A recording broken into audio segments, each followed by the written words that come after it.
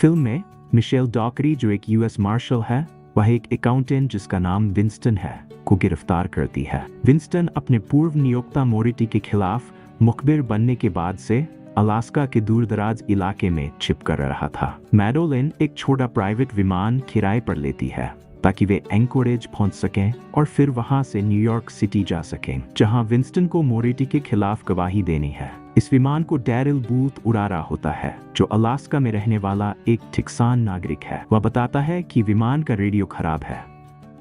विमान के बीच में हथकड़ी में जकड़ा हुआ विंस्टन बैठा होता है।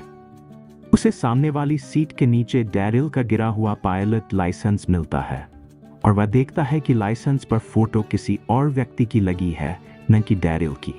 वह मैडोलिन को बताने की कोशिश करता है, लेकिन वह हेडसेट लगाए होती है, जिससे उसकी बात सुन नहीं पाती। इस दौरान मैडोलिन पायलट से कुछ बातचीत करती है तो पायलट का लहजा बदल जाता है और उसे एहसास होता है कि वह असली डैरिल बूथ नहीं, बल्कि एक हिटमैन है जिसे विंस्टन की हत्या का काम मिला है। अब मैडोलिन उसे एक टेजर से बेहोश कर देती है और विमान का नियंत्रण अपने हाथ में ले लेती है। अपने सैटेलाइट फोन से मैडोलिन किसी तरह अपने वरिष्ठ अधिकारी कैरोलाइन वैन सेंट को सारी बात बता देती है। कैरोलाइन उसे कहती है कि मोरिटी को न्याय के कटघरे में लाने के लिए विंस्टन का हर हाल में जिंदा रहना जरूरी है। वह मैडोलिन को बताती है कि असली डैरिल बूथ को पायलट ने मार डाला है और अब वह किसी अन्य पायलट को निर्देश देने जा रही है ताकि वह कॉल करके उन्हें सुरक्षित रास्ता बताने में मदद करे। हालांकि जब कैरोलाइन सीधे मदद भेजने से इनकार करती है तो मैडोलिन को उस पर भी शक होने लगता है। अपनी आशंकाओं को लेकर वह डायरेक्टर कोलरिज से संपर्क करती है और उन्हें अपनी शंकाओं के बारे में बताती है। हालांकि जब कोलरिज मैडोलिन से बीच हाउस का जिक्र करता है, तब विंस्टन तुरंत उस पते को पहचान लेता है, क्योंकि उसने मोरिटी के लिए काम करते समय वहां एक भुगतान किया था।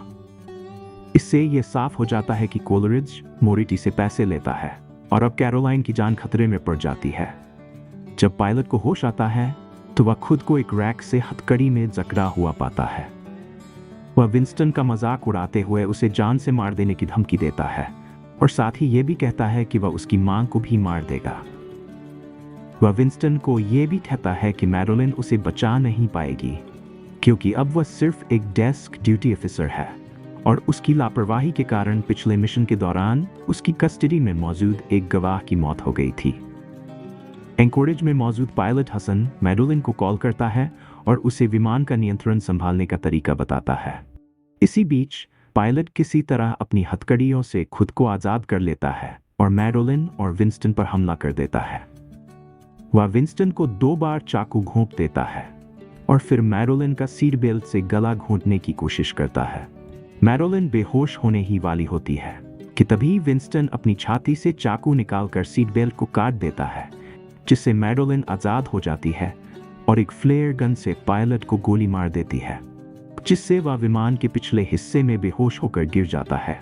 इसके बाद कोलरिज मैडोलिन को कॉल करके बताता है कि कैरोलाइन की एक कार दुर्घटना में मौत हो गई है। ये सुनकर मैडोलिन को यकीन हो जाता है कि ये एक सुनियोजित हत्या थी।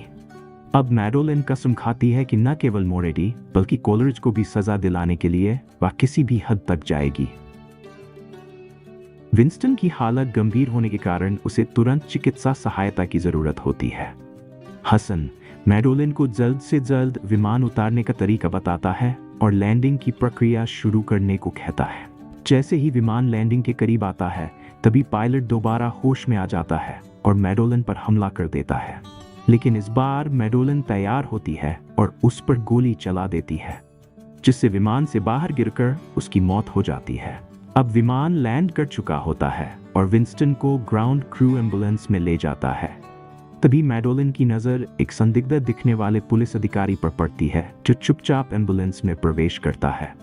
संदेह होते ही मैडोलिन तेजी से उसके पीछे जाती है और देखती है कि वह विंस्टन का गला घोंटने की कोशिश कर रहा होता है। बिना कोई मौका गंवाए मैडोलिन उस अधिकारी को गोली मार देती है। मैडोलिन गिरे हुए भ्रष्ट अधिकारी का फोन उठाती है और देखती है कि कॉल अभी भी जारी है और दूसरी तरफ कोलरिज है, जो हत्या का आदेश दे रहा था। मैडोलिन अब उससे कहती है, अब तुम्हारी बारी है।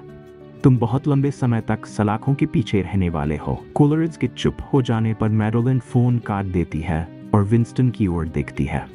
दोनों एक दूसरे को हल्की मुस्कान देते हैं और एम्बुलेंस अस्पताल की ओर बढ़ जाती है।